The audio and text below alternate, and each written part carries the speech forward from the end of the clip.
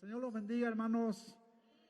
Gracias a los jóvenes que nos han llevado ante la presencia del Señor con estos hermosos cantos, ¿verdad?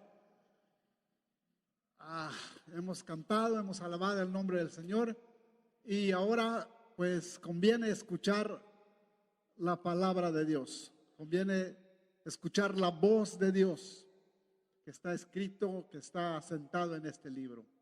Incline su rostro, vamos a orar. Padre, te damos gracias en esta mañana tan preciosa, Señor, que nos concedes estar en tu casa. Muchas gracias, Dios, por esta bella oportunidad que nos das. Muchos, Señor Jesús, trataron de levantarse quizás, Señor, y no pudieron. En diferentes lugares, Señor, mucha gente desea estar para alabar y bendecir tu nombre, pero nosotros somos bienaventurados. Tus hermanas, tus hermanos, tus hijos, Señor Jesús, que están aquí, son bienaventurados, porque, Señor, tenemos esta oportunidad de alabar y bendecir tu nombre. Gracias, Señor, gracias. Señor, queremos, Señor Jesús, alabarte, bendecirte, leer tu palabra, Señor, y que por medio de ella, Señor, nos hables en nuestra mente, en nuestro corazón. Gracias, Padre. Bendice tu palabra. Bendice, Señor Jesús, toda la porción que hemos de leer. Gracias. Amén. Amén. Hoy es 31 de octubre, ¿verdad? Y el mundo natural, el mundo que no sirve al Señor, el mundo que no sigue a Dios, el mundo que no tiene a Dios en su corazón, usted sabe lo que hace, ¿verdad? Al pueblo de Israel se le enseñó a distinguir entre lo bueno y lo malo, entre lo santo y lo profano. Dios quería un pueblo escogido por Él, un pueblo que le sirviera, un pueblo que estuviera a la altura, más arriba espiritualmente hablando de los otros pueblos que lo rodeaban. Por eso Dios escogió al pueblo de Israel.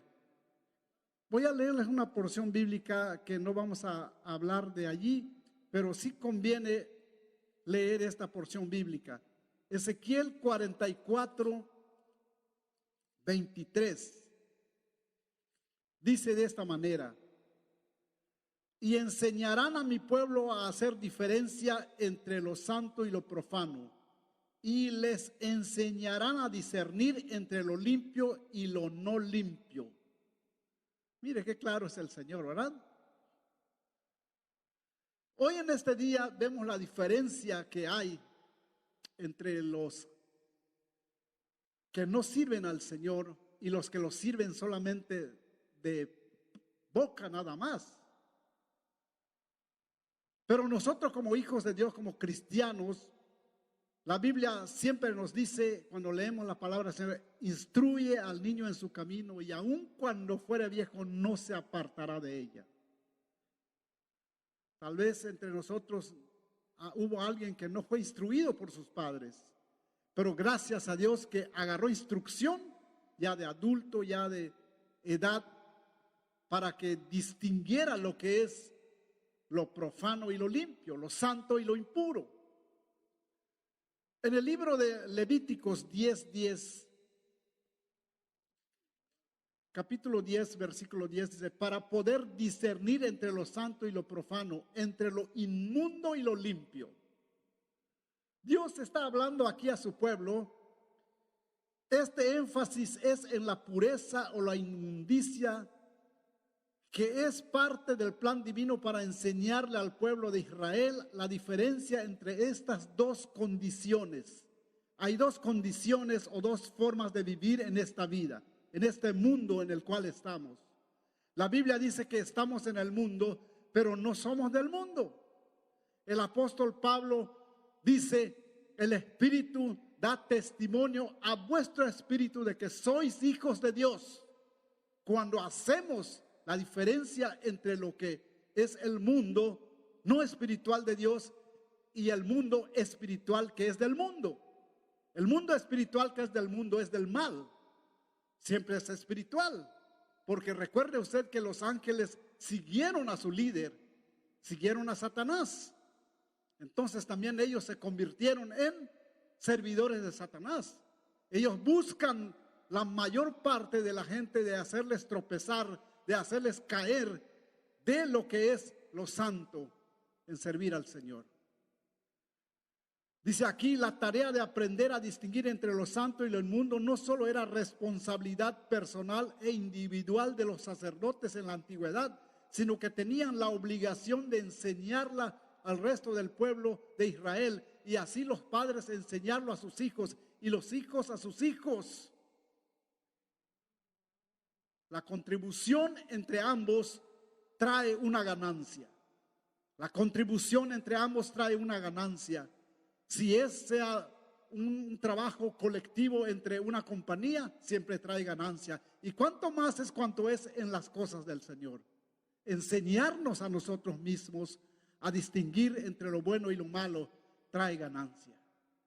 Un día el Señor nos va a decir: ven, buen siervo y fiel, sobre poco fuiste fiel, sobre mucho te pondré. Entra en el gozo de tu Señor. ¿Por qué? Porque aprendimos a distinguir entre lo bueno y lo malo.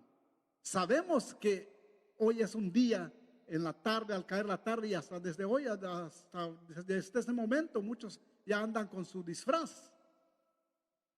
No vamos a poner énfasis a esto porque nos conviene más adorar a nuestro Dios, ¿verdad? Nos conviene más alabar y bendecir el nombre del Señor, el que nos da vida, el que nos da salud, el que nos trae paz, el que nos trae tranquilidad. A ese es el que debemos de inclinarnos, a ese es el que debemos alzar nuestras manos, a ese es el que tenemos que darle gloria y honra. Usted es una persona fuerte en el Señor. Usted debe ser una persona alegre en el Señor. Usted debe ser una persona con gozo, con alegría. Cuando se junta aquí para alabar y servir al Señor, hay un canto que se dice: cuando el pueblo del Señor alaba a Dios, suceden cosas. ¿Y qué suceden? Maravillosas. Suceden cosas maravillosas. Hay sanidad, hay liberación, hay distinción entre servir al Señor, ¿verdad? Es muy bonito ese coro, ¿verdad? Cantarlo y todo, y darse cuenta de que cuando el pueblo del Señor alaba a Dios, suceden cosas maravillosas. Mire, precioso coro, ¿verdad? Pero bueno, entonces no vamos a hablar de ahí, sino que hemos dado un comienzo a lo que es la predicación de la palabra del Señor. Hemos leído estos textos. Si usted, como siempre le digo, tiene la intención de avanzar en lo que es en el servicio del Señor, agarre su lapicito, agarre su cuaderno, haga como lo hacen los animalicitos de corral, los becerritos, que las vaquitas, que los becerritos más grandecitos. ¿Qué ellos hacen? Rumiar. La palabra rumiar no vaya a pensar que es danzar, no es bailar. Es regresar lo comido. Los ganaditos de corral los llevan a pastar y cuando regresan otra vez descansan bajo los árboles o en los corralcitos, donde sea, y usted se dará cuenta, si es ganadero o lo que sea, se va a dar cuenta cómo están comiendo, están regresando lo que comieron. Usted en este momento, no lo estoy comparando con eso, no, Dios nos libre, no, pero sí hay que tomar un ejemplo de que nosotros estamos ahorita comiendo, ¿verdad? Pues en la tarde, cuando usted tenga tiempo, rumee, agarre su cuaderno, regrese en su mente lo que dijeron. Ezequiel 44:23, Levíticos 10:10. Entonces vamos a examinar a ver qué se dijo. Vamos a empezar a apuntar aquí qué palabra más me impactó. ¿Cómo puedo sacar esto para mi provecho personal, para ayudar a otras personas? Rumiar la palabra del Señor nos trae un gran beneficio a nuestra vida espiritual, porque aprendemos y podemos enseñar a otros. Y si usted lo hace, verá que hay una riqueza espiritual en eso. Hay una riqueza en el cual usted va a darse cuenta, como dice aquí entonces, que la tarea de aprender a distinguir entre lo santo y lo inmundo no solo es responsabilidad personal, individual de cada sacerdote, sino que más bien tiene la obligación de enseñársela el resto del pueblo a otro pueblo, a una familia, a otra familia, de un padre a su hijo y de su hijo a otro hijo. Mire, aprendemos y crecemos en la palabra del Señor, ¿verdad? Bien, hermanos, si usted tiene esa intención entonces de aprender y de venir a alabar al Señor y de salir robustecido, no gordo, no, robustecido, quiere decir fuerte en lo que es el enemigo, que le diga, voy a venirte a darte un tropiezo. No, un momentito, yo te voy a dar una corretiza porque yo sé todo lo que el Señor me ha enseñado. Entonces seremos más que vencedores, como dice la palabra, ¿verdad? En esta mañana, hermanos, he leído estas porciones bíblicas con usted extra, como quien dice un extra, porque no tenemos que cerrar nuestros ojos también a la realidad que sucede en este mundo. El mundo, hermanos, está de cabeza. El mundo está de pies como poner una mesa, que sus patas queden de cabeza. Pero un día, todo esto que está suelto, todo esto va a quedar bien amalgamado otra vez, bien sujeto en las manos de su Creador. La Biblia nos dice, el apóstol Pablo escribe que la naturaleza misma gime, está deseando ser liberado, está deseando ser regresado como en la época cuando estaba aquella primera pareja, cuando en aquel huerto de Edén no había espinos, cuando en el huerto del Edén no había dolor, no había llanto, no había enfermedades, no había nada de lo que está sucediendo en estos tiempos, porque es la promesa del Señor que Él volverá por su pueblo.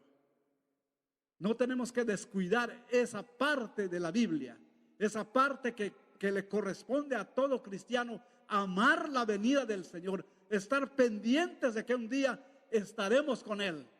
Y cuando estemos con Él, entonces la muerte sorbida, el dolor y el llanto habrá pasado y estaremos lo más contentos con el Señor. Creemos en un Dios poderoso, creemos en un Dios majestuoso, creemos en un Dios omnipotente, omnisapiente, ese Dios que hizo los cielos y la tierra. No es en vano que usted venga aquí a alabar una crucecita, a darse cuenta de que hay alguien colgado allí con su carita o con su garganta doblada. No, nuestro Dios no es una persona colgada en una cruz. Nuestro Dios es un Dios que sostiene el mundo en sus manos. Es un Dios de poder, es un Dios que hace salir el sol sobre buenos y sobre malos. Es un Dios que hace caer su lluvia, es un Dios que trae fuerza. Entonces, a ese Dios es el que usted viene a servir. No es un Dios debilucho, no es un Diosito. Mucha gente dice, ay, Diosito. No, el pastor Monsiváis dice que no sé qué me pasa cuando oigo que alguien dice Diosito. Dios no es un Diosito, Dios es un Dios todopoderoso. Así que a ese Dios venimos a servir. Si usted es un hijo de Dios, es un cristiano, entonces, ¿qué es lo que creen los cristianos? Los cristianos creen en un Dios de poder. Los cristianos creen en un Dios omnipotente. Los cristianos creen en un Dios de amor, en un Dios de bondad y en un Dios de fidelidad. Podemos decir que vayamos en el libro de San Juan 3:16, pero muchos de ustedes saben ese texto de memoria, ¿verdad?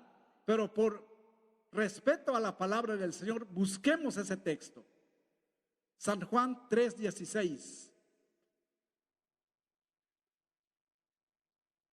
Gloria al Señor, aleluya. San Juan 3:16. El apóstol Juan, el que escribió las 4 cartas y el libro de Apocalipsis, es el mismo que escribe este evangelio. Dice de esta manera: porque de tal manera amó Dios al mundo, que ha dado a su Hijo unigénito, para que todo aquel que en Él cree no se pierda, mas tenga vida eterna. Las primeras 3 frases, porque de tal manera, esa es una forma expansiva, es una palabra progresiva, porque de tal manera. Si usted o alguien fue campesino o tuvo en sus manos un rifle calibre 22. Hay dos clases de balas que se venden para ese tipo de rifles. La bala normal, que es calibre 22, y hay uno que tiene una puntita como una X encima, una puntita roja, que le dicen bala expansiva. Siempre es calibre 22. La diferencia es que entre la bala normal, cuando se dispara, pega y hace un impacto. Es lo normal que hace. Puede matar un venado, puede matar un ave, una ardilla, lo que sea. Pero cuando usa la bala calibre 22 expansiva, esa bala cuando pega, explota otra vez. Por eso le dicen bala expansiva. Entonces la palabra de tal manera es como una explosión. De tal manera es una exageración de una palabra.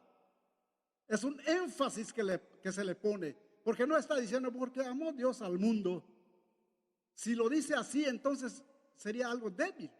Pero cuando dice de tal manera, de esta forma, hay una forma más grande en la cual puede amar Dios. Esa es la forma en que nos amó.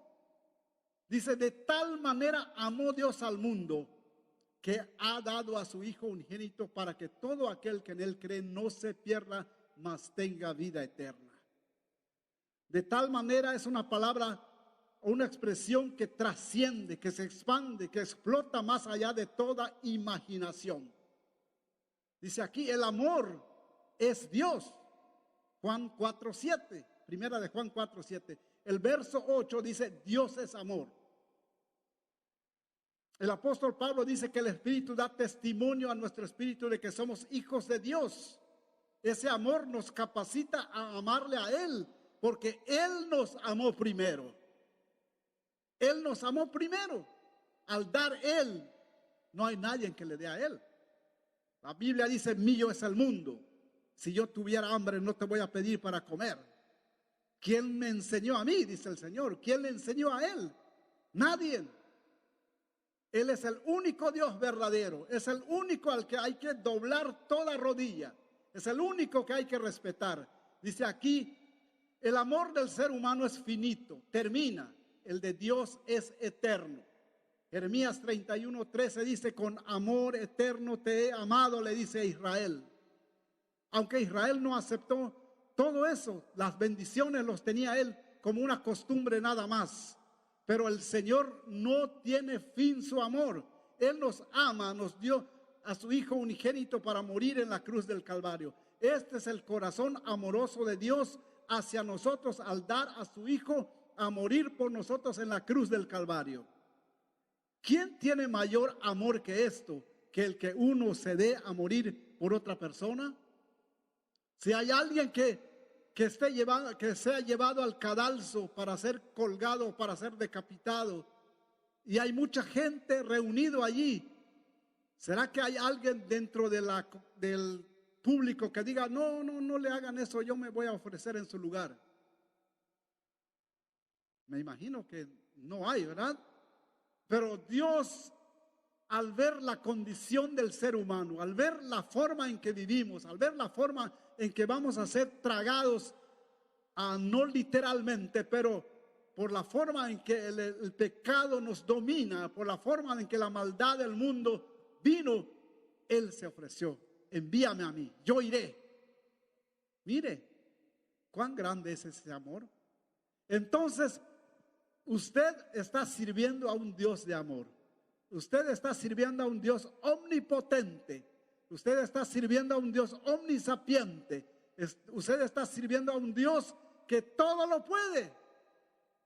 La palabra dice, el que habita al abrigo del Altísimo morará del Omnipotente. Diré yo a Jehová, esperanza mía, castillo mío, mi Dios, en quien confiaré.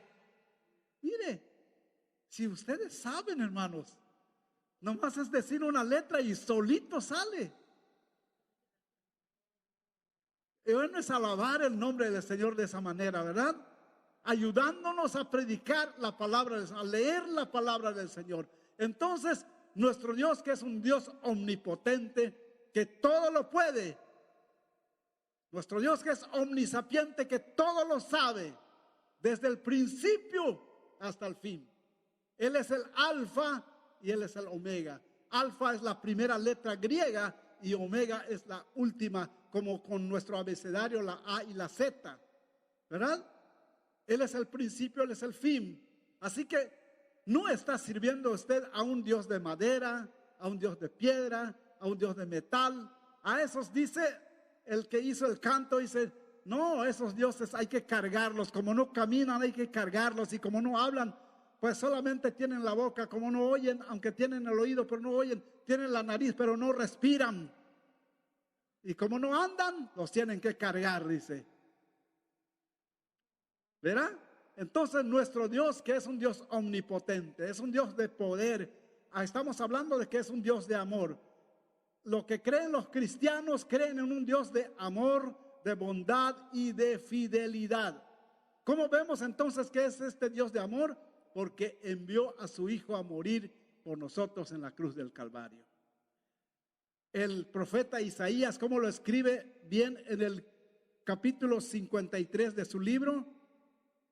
Dice el profeta Isaías, despreciado y desechado entre los hombres, varón de dolores, experimentado en quebranto, y como que escondimos de él el rostro, fue menospreciado y no lo estimamos.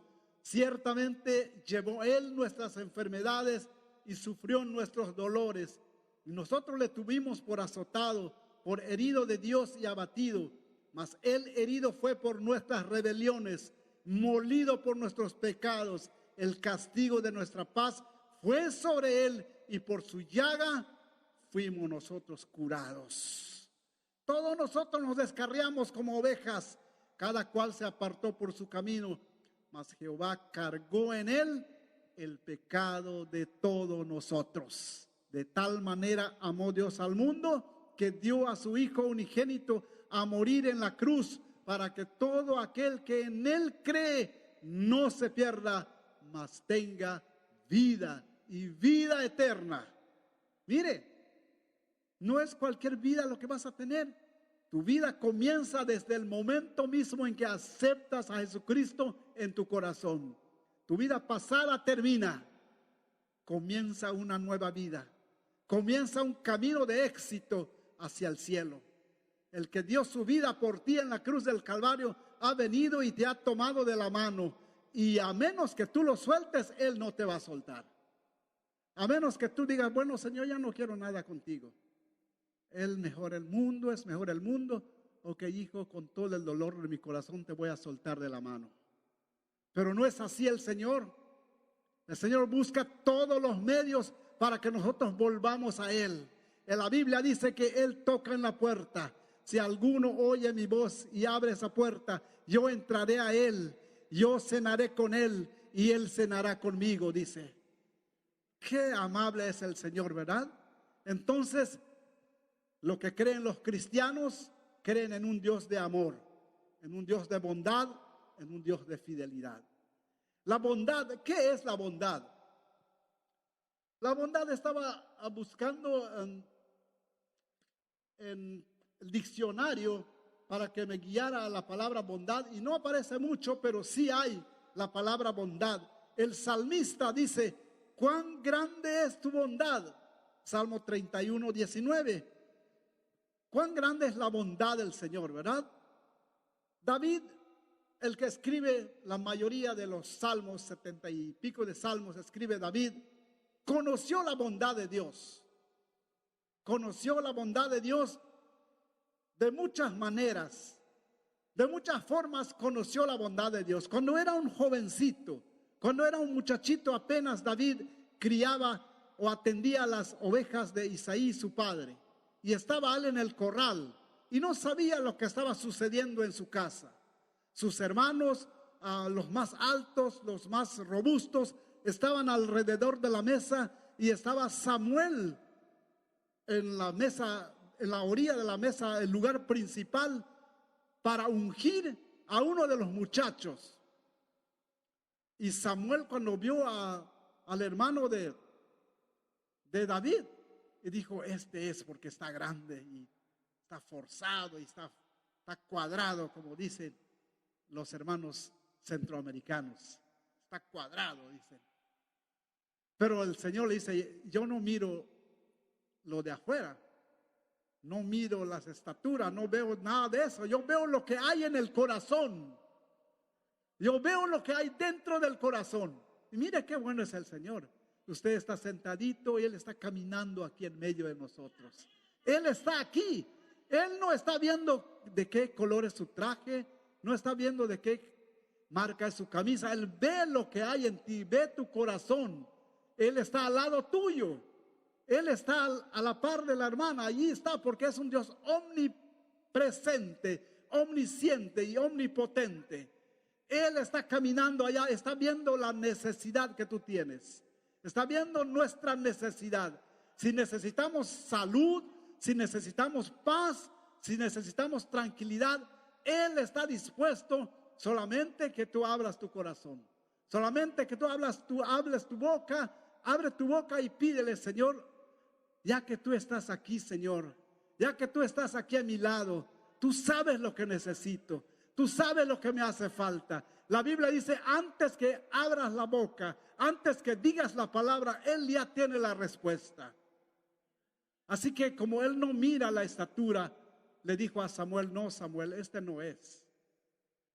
Habían 6 muchachos ahí alrededor de la mesa. Y le dice a Isaí, falta uno de tus hijos, hay otros que faltan. Sí hay uno, pero es un mozalbete, es un muchachito que anda ahí medio travieso tras de los chivos y todo eso. Huele a chivo. Pues no vamos a comer si no viene este muchacho, dice Samuel. Y tuvieron que traer a David. La primera bondad del Señor, ¿verdad? Hacia David. Qué bondadoso es nuestro Dios. Él nos ama porque dio a su hijo a morir por nosotros en la cruz del Calvario. Este joven llega, la Biblia nos dice que es un muchacho rubio, de buen parecer, aunque estaba un poco sucio de venir del campo, del trabajo, pero ahí estaba el rey que iba a regir al pueblo de Dios. Ahí está el valiente, el muchachito valiente, el muchachito aunque flaquito, aunque debilucho, aunque con 45 kilos de peso, pero ese es el futuro rey de Israel. Del linaje de David, dice, del león de la tribu de Judá.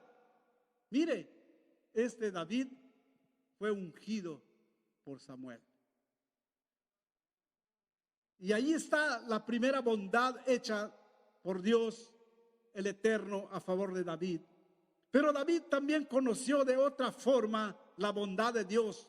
Primero, cuando fue confrontado por el profeta Natán. Años después de haber pasado todo esto. Sabemos la historia de David. Sabemos todo cómo sufrió. Pero aquí, cuando ya es un rey, como que se le subió un poco los humos, ¿verdad? Si usted está en su trabajo ahí, nomás trabajando y de repente el patrón se fija en usted, bueno, esta persona yo creo que lo voy a ascender un poco por encima de sus compañeros de trabajo. Y tan pronto usted o tan pronto aquella persona es ascendido a un puesto un poco superior a los demás, va a mirar sobre 2 metros abajo de los demás, ¿verdad? Hay una frase que dice, el ser humano, ¿quieres verlo como es? Dale un poco de poder. Sí, pero Dios no es así con nosotros. Él nos mira igual, igualito. Él tiene una medida especial para nosotros. Ni el más alto, ni el más chaparrito, ni el más gordo, ni el más flaco. Todo nos ve igual. Si no es así, ¿cómo le dijo a Zaqueo? Zaqueo quería ver al Señor y como no podía, la multitud lo tapaba, se subió en un árbol. Pero cuando el Señor pasa y lo ve allí, Zaqueo, ¿qué haces allí? Bájate de allí porque hoy debo posar en tu casa. La salvación ha llegado en este hogar porque también él es el hijo de Abraham. Y Zaqueo, sin nada de titubeo, se desciende del árbol y vámonos a su casa. Y allí, cuando es la predicación, cuando está la presencia de Dios, algo tiene que cambiar. Algo cambió, porque aquel hombre que quizás por las burlas de sus compañeros se convirtió en otra cosa. El hermano Motesi dice, era un hombre de media leche, dice, de medio kilo, un chaparrito, pero estaba por encima de los demás porque era un cobrador de impuestos. Y si a uno le tenía que cobrar 10 pesos, le cobraba 30 pesos. Si a uno le tenía que cobrar 40 pesos, le cobraba 120 pesos. Era un ladrón, ¿verdad? Pero un ladrón disfrazado, no se veía si estaba robando. Pero cuando llegó la salvación con él, él dijo, Señor, si en algo he robado, regresaré cuadriplicado lo que he robado. 4 veces más. Mire, la salvación de Dios hace que la persona cambie. Ahí estaba la bondad. Dios le envía a David, a David para que le pudiera decir la sentencia que estaba por causa de su pecado. Vamos a leer Primera de Crónicas, capítulo 21. Vamos a ver qué nos dice Primera de Crónicas, capítulo 21. Voy a leer desde el capítulo 21, el versículo 13. Entonces David dijo a Gad, estoy en grande angustia. Ruego que yo caiga en la mano de Jehová, porque sus misericordias son muchas más en extremo, pero que no caiga en manos de hombres. Así Jehová envió una peste en Israel y murieron de Israel 70,000 hombres. Mire, en un ratito, en un momentito, 70,000 personas por un ángel. Mire, lo que está sucediendo aquí es por culpa de David, pero Jehová envió al ángel a Jerusalén para destruirla, pero cuando él estaba destruyendo, miró Jehová y se arrepintió de aquel mal y dijo al ángel que destruía, basta ya, detén tu mano. El ángel de Jehová estaba junto a la era de Ornán el Jebuseo, y alzando David sus ojos, vio al ángel de Jehová que estaba entre el cielo y la tierra, con una espada desnuda en su mano, extendida contra Jerusalén. Entonces David y los ancianos se postraron sus rostros sobre tierra y cubrieron de cilicio. Y dijo David a Dios, ¿no soy yo el que hizo contar el pueblo? Yo soy el que mismo pequé y ciertamente he hecho mal. Pero estas ovejas, ¿qué han hecho? Jehová Dios mío, sea ahora tu mano contra mí y contra la casa de mi padre, y no venga la peste sobre este pueblo. Y el ángel de Jehová ordenó a Gad que dijese a David que subiese y construyese un altar a Jehová en la era de Ornán el Jebuseo. Entonces David subió rápidamente conforme a la palabra de Gad que le fue enviado el nombre de Jehová, y volviéndose Ornán vio al ángel, por lo que se escondieron sus 4 hijos junto con él que estaban en la era, porque estaban trillando el trigo. Pero viendo a David, Ornán miró y vio que venía David saliendo de la era, se postró en tierra ante David.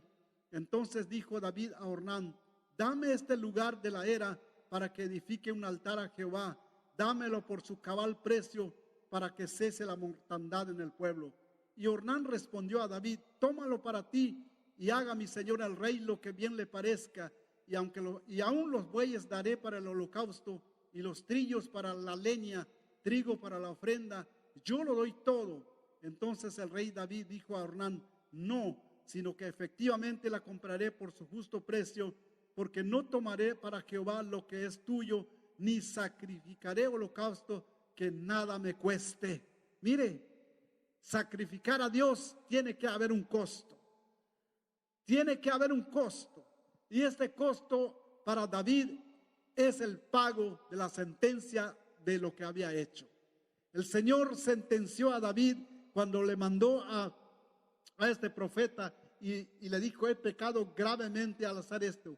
Te ruego que me quites la iniquidad de tu siervo, porque he hecho muy locamente. Y habló Jehová a Gad, vidente de David, diciéndole, ve y habla a David y dile, así ha dicho Jehová, 3 cosas te propongo, escoge de ellas una que yo haga contigo. Escoge para ti o 3 años de hambre, o por 3 meses ser derrotado por tus enemigos con la espada de tus adversarios, o por 3 días la espada de Jehová. Mire, 3 cosas le dieron a David que escogiera: o ser derrotado por 3 meses por sus enemigos, traspasado por sus adversarios con espada, o 3 días de la peste. Mire, David no escoge más que estar en las manos de Dios, porque es más grande la misericordia del Señor. Grande es la misericordia de Dios. Esto nos enseña que cuando nosotros fallamos, que cuando nosotros, el enemigo nos ha distraído, nos ha llevado a hacer algo que no es del agrado de Dios, tenemos esa oportunidad de buscar la bondad y la misericordia de Dios. David conoció la bondad de Dios de 3 maneras: cuando era joven, cuando fue confrontado por Natán y cuando fue confrontado por Gad. 3 formas conoció la bondad de Dios. Y de estas 3 maneras también David tenía él una bondad neta en él, una bondad nato, como se dice, que nació con él esa bondad. Porque se acuerda cuando fue a visitar a sus hermanos para saber cómo estaban, y vio cómo aquel gigante venía, vio cómo aquel gigante destruía al pueblo de Dios. Él vino un celo de Dios encima de él y él se atrevió a pelear con aquel gigante. No hay mucho que explicar allá, porque usted sabe lo que hizo David: ganar esa batalla, vencer a ese gigante, vencerlo. Pero también nos damos cuenta de que la Biblia nos dice de que David es el hombre conforme al corazón de Dios. Primera de Samuel 13:14. La Biblia nos habla también en el libro de Hechos 13:22, donde nos pronuncia también cuando nos dice que conforme al corazón de Dios es este David. Él también hizo bondad. Lo vemos, la bondad que hizo con Barzillai, un anciano rico. Cuando David tenía problemas o tuvo problemas con su hijo Absalón, cuando Absalón quiso ocupar el reino de David, David ni modos tuvo que abandonar el palacio. Tuvo que huir porque no quería enfrentarse en guerra con su propio hijo. Pero allí, cuando estaba en el desierto, cuando estaba allá en un lugar de Mahanaim, este hombre Barzillai le llevó provisiones a David. Ya después de ganar la guerra, después de haber derrotado las fuerzas de Absalón, estaba David de regreso y buscó a Barzillai, un anciano de 80 años, y le dijo: ven conmigo, te voy a llevar a palacio, vas a vivir conmigo. Pero Barzillai dice: no, ¿para qué voy a estorbar al rey? ¿Para qué voy a ir? Yo ya tengo 80 años. Mejor llévate a mi hijo. Ofreció a su hijo para que él fuera al palacio a vivir con David. Y David hizo esa bondad con Barzillai, de llevar al hijo de Barzillai a vivir en el palacio. Y también David hizo bondad con Mefiboset, el hijo de Jonatán, nieto de Saúl, su enemigo, su peor enemigo. Este muchacho, la Biblia nos dice de que tenía los pies lisiados, no podía caminar. Tenía un siervo que se llama Siba, y este Siba era un hombre malvado. Este Siba era un hombre ambicioso, quería tener todas las tierras que había dejado Saúl a Mefiboset. Planeó algo cuando se estaba escapando David de su hijo Absalón. Mefiboset tenía que ir a despedir por ley ¿cómo le puedo decir esto? Ley de la corte del palacio. Tenía que estar allá como hijo de un rey también. Pero Mefiboset no fue. Y entonces, cuando regresó David, Mefiboset le dijo: perdone o disculpe, rey, que no pude ir, pero usted sabe cómo es que este Siba es un hombre ambicioso. Él me engañó, él me mintió, él me dijo que esto y esto pasaba. Pero ¿qué hizo David? Hizo bondad, hizo misericordia con Mefiboset. En vez de castigarlo, lo llevó al palacio. Lo llevó al palacio. Esa bondad que mostró David, con Barzillai, con Mefiboset, y que fue mostrado también a él por Dios. Mire, nos da la idea o nos traspasa a fondo de que esa bondad es lo mismo que tiene nuestro Señor Jesucristo con nosotros. Barzillai era un hombre rico, pero no era un hombre, como le puedo decir, como que pudiera vivir en un palacio. Mefiboset también era un príncipe, pero también era enemigo de David, pero David lo perdonó. No tenían por qué estar viviendo en el palacio. Y nosotros, hermanos, por nuestra maldad, por nuestro pecado, no tenía por qué fijarse el Señor en nosotros. No tenía por qué venir a morir en la cruz del Calvario por alguien que no valía ni un peso. Pero mire la bondad de Dios. De tal manera amó Dios al mundo, que dio a su Hijo unigénito para que muriera en la cruz del Calvario, para que todo aquel que en Él cree no se pierda, mas tenga vida eterna.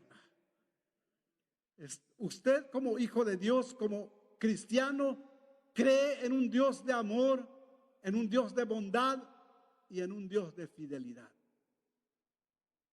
Esa es la bondad de Dios. Esa es la bondad que mostró a través de David. Ahora, la palabra misericordia. La palabra misericordia, Jesús habló de este tema también, de la misericordia. En Mateo 18:25, refiriéndose al siervo que no perdonó una deuda inferior al suyo perdonado. ¿Se acuerda que este hombre debía miles de denarios a su patrón? Y el patrón quiso hacer cuentas con él. Y como no podía vender, como no podía pagar esa deuda, tomaron a su mujer y a sus hijos para que sean vendidos. Pero este hombre le suplicó tanto a su acreedor y el acreedor le perdonó. Le perdonó la tremenda deuda. Es como que usted diga, debe $100,000 y no lo puede pagar. Quizás en esta nación donde estamos puede ir a la corte y escribir una carta y decir, no puedo pagar esta deuda. Se presenta ante un juez y el juez lee la carta y le dice, no fue ayudado por alguien para que usted haga esta carta. No, yo lo hice porque no puedo pagar mi deuda. Tengo un carro, pero eso lo llevo al trabajo. Tengo una casa, pero es donde yo vivo, pero debo tanta cantidad. Y el juez lo que va a hacer es chequear bien su récord y declararlo por bancarrota. Mire, este hombre que debía 100,000, quizá digamos esa cantidad, le dijo el acreedor, está bien, te perdono toda esa deuda, llévate a tus hijos y a tu esposa. Pero no bien había salido ese hombre, ni siquiera había caminado unas cuadras cuando de repente vio a uno que le debía 100 pesos, que le debía $100. Y lo agarró en el cuello y le dio golpes y lo noqueó y le dijo, si no me pagas este dinero que me debes, no te voy a soltar. No tengo cómo te voy a pagar. Pero alguien vio esto, fue y se lo contó al juez o al acreedor. Juez, tú acabas de libertar a esta persona que debe $100,000, pero mira, él no perdonó a uno que le debe $100. ¿Qué va a hacer el juez? Te va a mandar cachar, te va a mandar la policía, te va a mandar y te van a llevar a la cárcel. Lo mismo hicieron con este hombre. Lo trajeron y le dijeron, siervo malvado, si yo te perdoné tanta cantidad que tú me debías, no es posible que tú no hayas perdonado $100 que te deben. Mire la bondad o la misericordia de Dios. Nos habla de aquí que tenemos que tener esa misericordia. Perdonado.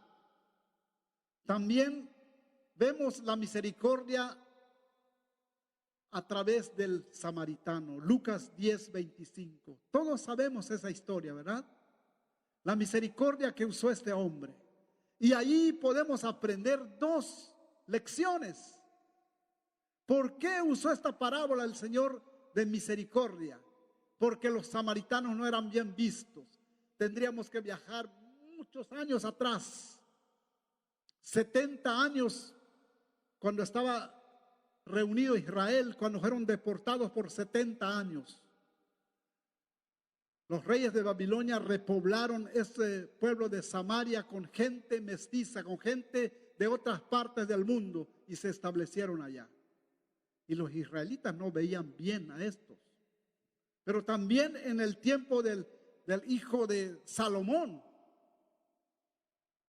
tuvo pleito con el otro rey de Samaria. Y el rey de Samaria dijo: no, para que no vayan a adorar en Jerusalén, mejor vamos a hacer 2 becerros. Un becerro por acá, otro becerro por acá, de frontera a frontera, para que se queden a adorar aquí. Y en el tiempo del Señor Jesucristo, cuando Él vino, cuando Él fue a predicar en Samaria, cuando Él dijo: es necesario que yo pase a Samaria, es importante que yo vaya a Samaria.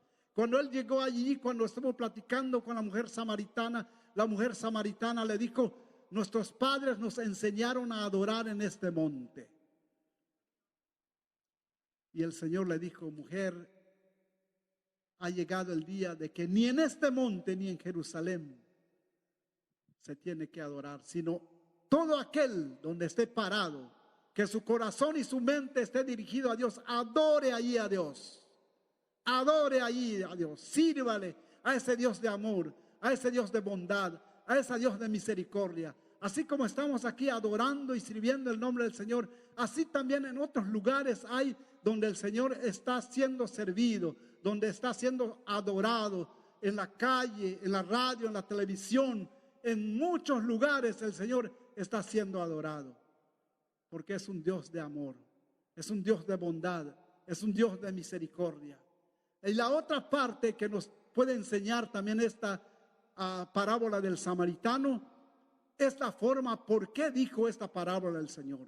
Porque había un hombre creído, un hombre que se creía sin abrir el Corán, creo, sin abrir el libro antiguo, él podía recitar todo lo que estaba allí.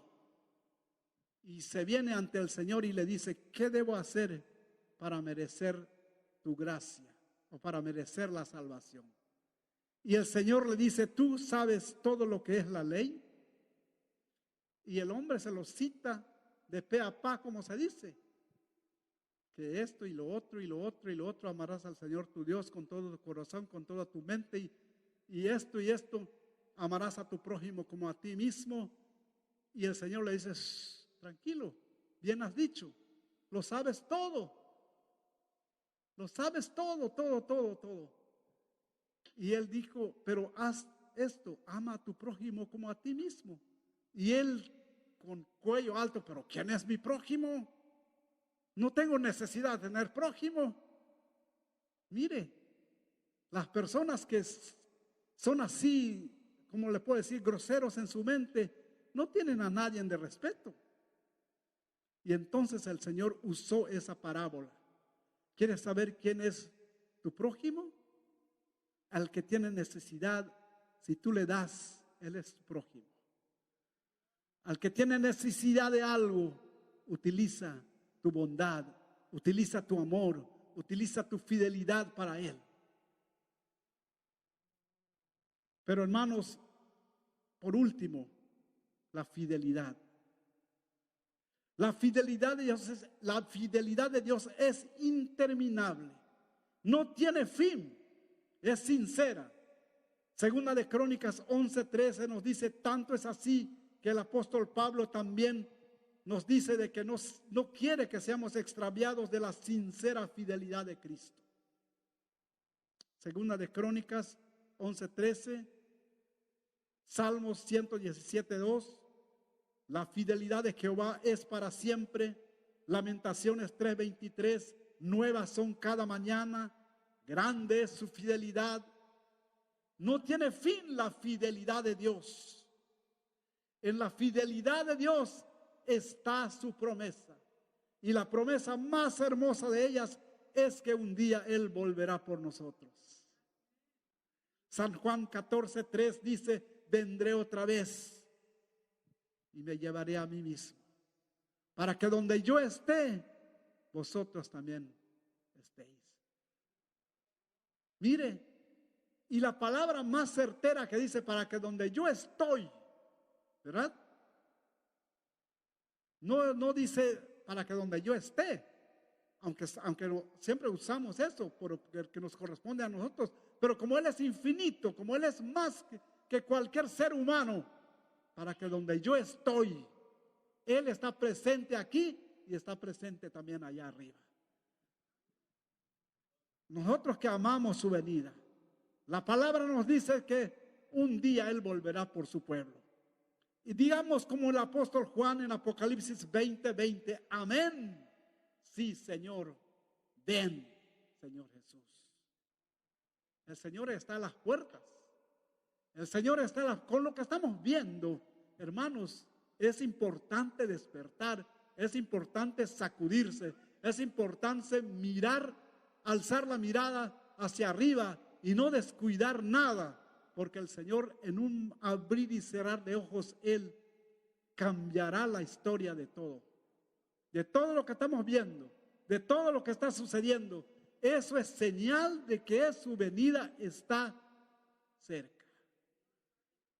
Dice que el ladrón viene sin avisar a nadie, pero el Señor no nos ha dejado a ciegas. Su palabra, los 66 libros desde Génesis hasta Apocalipsis, nos dice de que el Señor está al pendiente de su creación. Está al pendiente. No creó al mundo y le puso cuerda y los soltó como hacen los que inventan trompos y los sueltan y ya se va a bailar como sea. No, el Señor no hizo eso. Aunque parece ser que el mal está ganando, pero jamás triunfará el mal. Un día el Señor vendrá a poner punto final a todo. ¿Y estaremos preparados? No sabemos a qué horas estará el Señor. Pero el ejemplo, las parábolas que escribió, y dijo de que los siervos tienen que estar pendientes del regreso de su Señor. Porque no saben a qué hora regresará. ¿Será al canto del gallo? ¿Será al amanecer? No sabemos. Pero si nosotros supiéramos, entonces no valdría la pena de estar aquí perdiendo el tiempo, porque pues todavía falta media hora, hay tiempo de ir aquí al McDonald's, en 5 minutos regreso, entonces voy a esperar al Señor. ¿Estaremos así preparados? No, hermanos.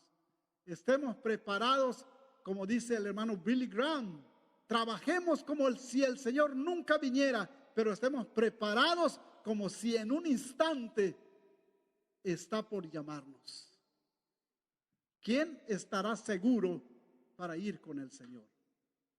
Si usted está seguro, dele gloria a Dios, alabe y bendiga su nombre, porque esta vida aquí en este mundo no será igual a lo que iremos a vivir allí. Allí, como dice nuestro hermano Esaú, no habrá ni un poquito de gripa, no habrá nada de calor, no habrá nada de dolor, no habrá nada, solamente es alabar el nombre del Señor, bendecir su nombre. Póngase de pie en esta hora, vamos a darle gracias al Señor, hermanos. Y si usted apuntó, tomó sus notas, haga su mensaje cuando tenga tiempo. Examine lo que hemos leído, como lo hicieron los de Berea cuando Pablo predicaba la palabra del Señor. Padre, te damos gracias en esta hora. Hemos leído, Señor, porciones de tu palabra. Señor, esta Biblia, este libro que tú dejaste, Señor, como consejo nuestro, como guía, Señor Jesús, para regresar hacia ti. Gracias te damos, Señor, por tu bondad, por tu amor, por tu fidelidad, por esa fidelidad tuya, Señor. Aquellos 3 jóvenes hebreos negaron, Señor Jesús, arrodillarse ante una estatua. Señor, por esa fidelidad tuya, también Daniel, Señor Jesús, aceptó ser echado en el foso donde habían leones. Padre, pero tú, Señor Jesús, con tu fidelidad, con tu amor y tu bondad, los guardaste. Así nos guardas también, Señor, en este mundo.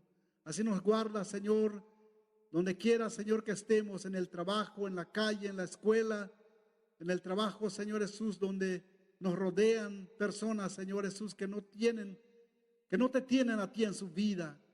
En la calle, Señor, también en la escuela, los jóvenes, guárdalos, los niños, Señor, protégelos de toda enseñanza que no esté de acuerdo, Dios mío, a lo que enseñan sus padres. Gracias te damos, Señor. Mucha gente en este día, Señor, y al día de mañana estarán, Señor Jesús, celebrando algo que es contra de tu voluntad. Pero hemos leído aquí, Señor Jesús, que tú dejaste una enseñanza a tu pueblo Israel, el cual, Señor, nos ha llegado también a nosotros. Gracias te damos, Señor. Bendice la porción de tu palabra que hemos leído. Amplíalo en nuestra mente, en nuestro corazón, Señor, para que, Señor Jesús, haga efecto en nuestra vida espiritual. Gracias, Señor. Amén. Amén. Señor los bendiga, hermanos. Gloria al Señor.